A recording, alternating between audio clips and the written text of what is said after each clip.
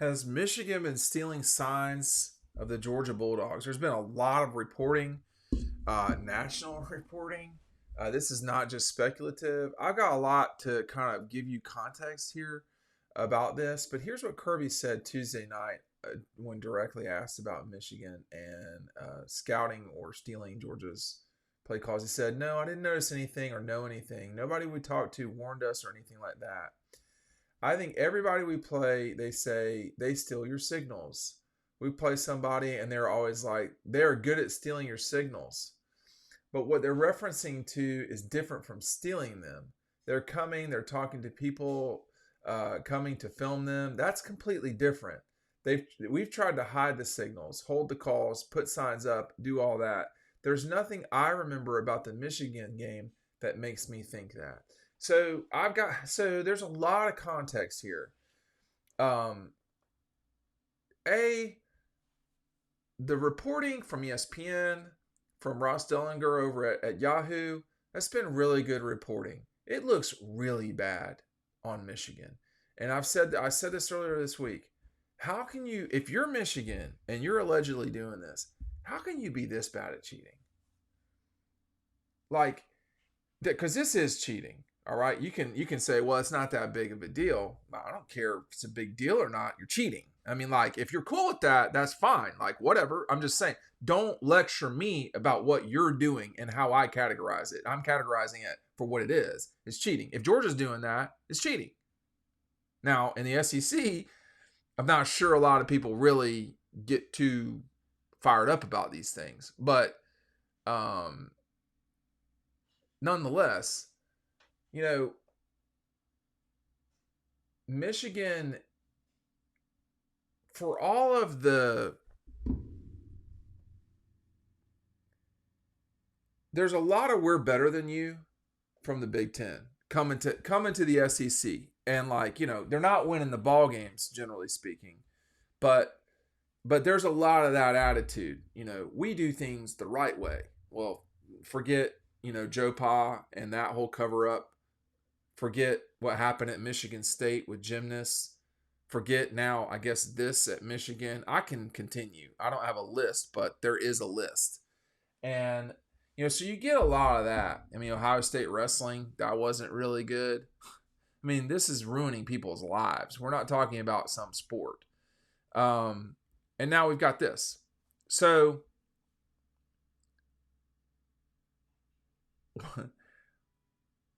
did Michigan buy tickets, or did a representative of Michigan buy tickets in 2001 and 2002 for the SEC championship game to watch Georgia and to watch Alabama and to, steal signs or to get more data than they were allowed to get in that fashion?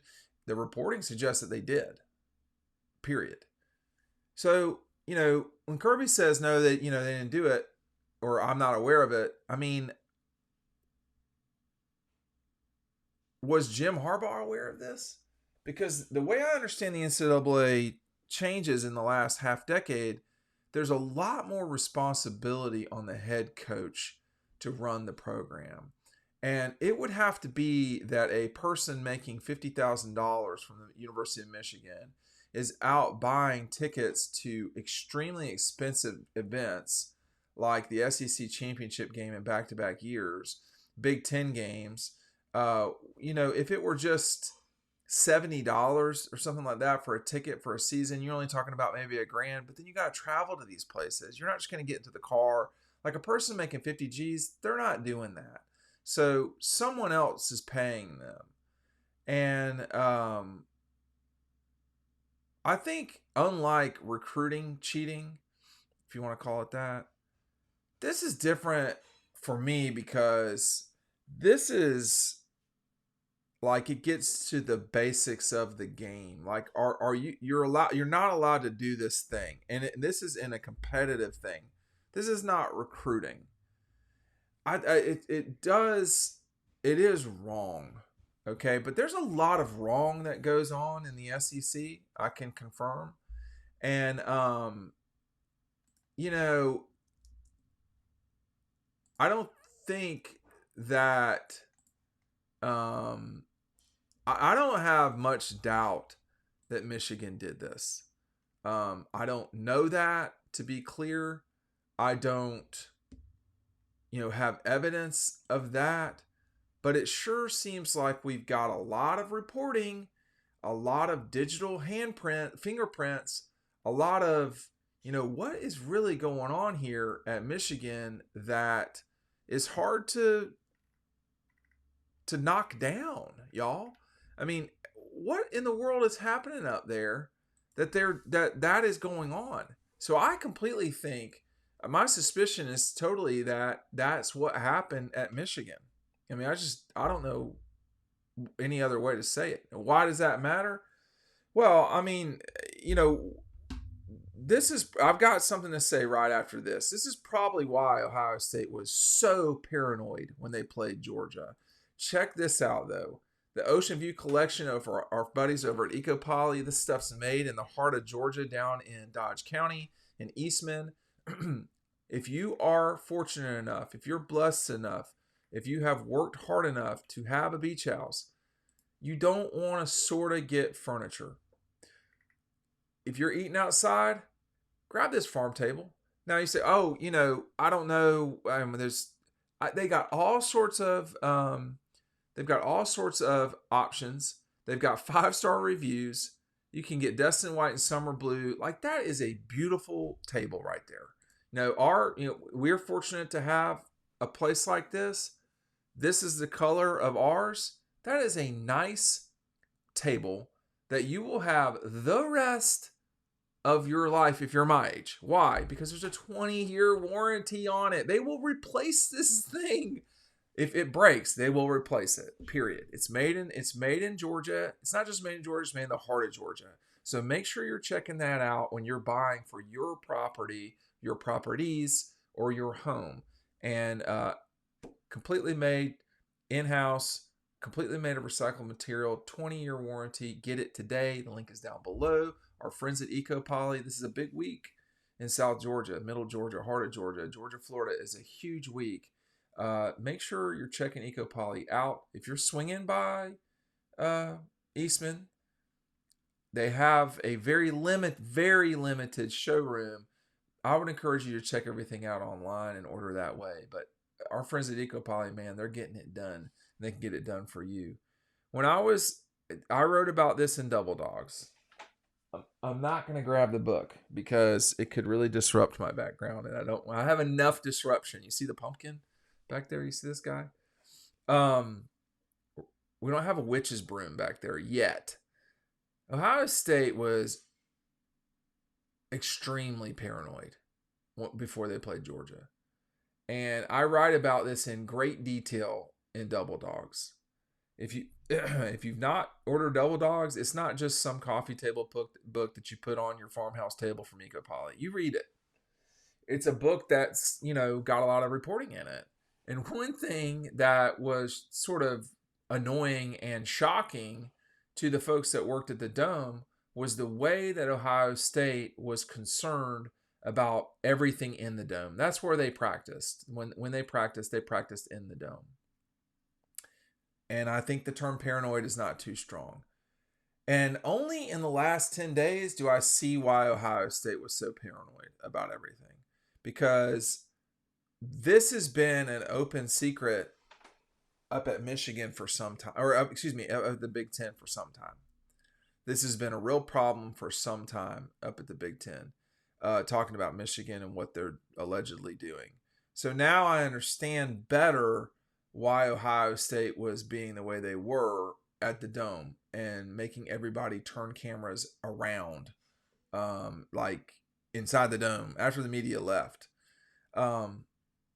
This has been something they've been dealing with for a long time, apparently. According to this reporting, according to the schools in the Big Ten. I guess to me, there's a lot of things here. If you're Michigan, how can you be so bad at it? If you're going to do this, how can you be that bad at it? But as we've learned through the years with scandals, Watergate, whatever, just because someone's doing something doesn't mean they're really smart. Okay? Or just because they're, at a really highly prestigious institution like Michigan doesn't mean, they're not idiots, for lack of a better term.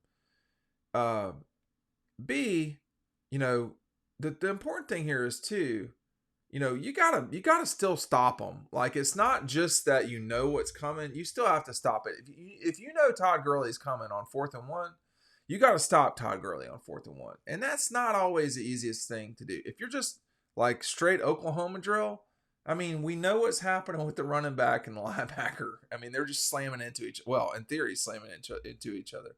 That's just what the drill is. So just because you know it's coming doesn't necessarily mean that that you can stop it. But so many people dislike the Houston Astros because of this very thing. I mean, if you're out there stealing signs, it goes against. For me, it's different than cheating in recruiting, frankly. The other thing is number 3. If this goes on in the SEC, which my suspicion is actually that it does, but that's complete conjecture and guessing, and that's not even hearsay. That's just like, that's my suspicion, is that Michigan's not the only people doing this.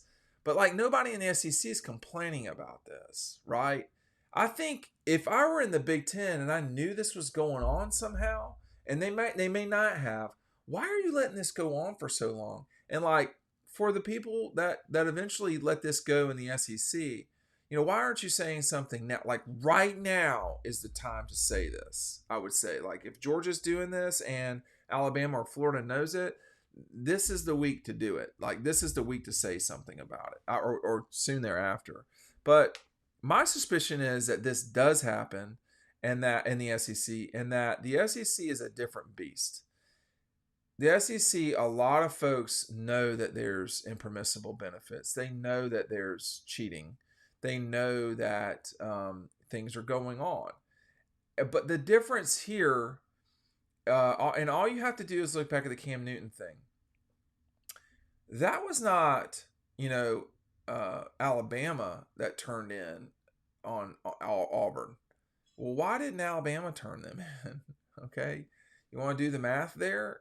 No one turned. You got to really, really be ready to party and be ready to defend what you've been doing in this league if you're going to turn somebody else in, because you've been doing something. I'm just going to tell you right now. You've been doing something that's probably not completely by the letter of the bylaws. So there seems to be this regal notion of athletics, and by the way, I'm completely sympathetic to that. I did not play at a Division I school. We went to class all the time. Unfortunately, our coach was there waiting on us to be there for our 8 o'clocks after our 5:45 workouts in the morning. So, I understand it and this noble notion and all that stuff. I'm just saying, I'm not sure that's really based in reality at a lot of these schools. So it's all those things at once. But Kirby's saying, I don't think they stole them. That's what he's saying. I don't know. I've never heard. Here's another thing he says. I've never heard of anybody going to games to watch and film all the stuff that's going on that everybody is talking about. I don't know that that's ever been done. I don't know anybody that's ever done that, and I've never been asked to do that as a young coach, or know anybody to do that. I've never heard of that. In high school, I grew up with my dad, and we would go watch other teams play. That's not, and Kirby's going to get to the point here. That's not odd at all. That's part of what you do. You didn't watch your team play. You sat out there with 4 coaches, and you drew up their plays while they were doing it. There was that was pre-cell phone. So Kirby's talking about a time when there was VHS tapes. That was it. That coach would then send in signals for what that was. That was a long time ago. As far as in-game, I think people try to do that. It tries to go on. As a signal caller, when I called defenses, it confused me. I had to sit there and try to wait on somebody to tell me what they thought they got, and I'm trying to think about what the best call is for the situation. You're relying on misinformation or something that's not very reliable. So I don't know. There's times that people have said they've had our signal in the games, and they knew this or that. You talk to the team that you played last, and sometimes They're not, when you're not going to play that team again, they share what they might have had on you and things like that. I've heard of it in game, but a lot of times you can know the signal and still not do it right. It was kind of the joke we have. You know what plays are coming in and you mess it up. I've laughed with coaches about that before. For me, just do what you're supposed to do for that time. I think logistically speaking, it's very hard. The way Kirby's describing it right there, and I'm reading it, sorry. But the way he's describing it there, man, that's a lot of fuzz. Like sometimes when it's 3rd and 6, it would be nice to know ahead of time what they're going to call. It would be nice to like pause in that moment, as pause the play clock, pause the game clock, and bring your guys over and say, hey, they're going to do this exact thing. Man, that's a lot of lost in translation. I just don't, I think what Michigan's being alleged to do is very ambitious, frankly, during game. Now, because there's a lot of telephone being played there. I just don't know, man. I mean, like that's a challenging thing to do, but we are talking about Michigan, man.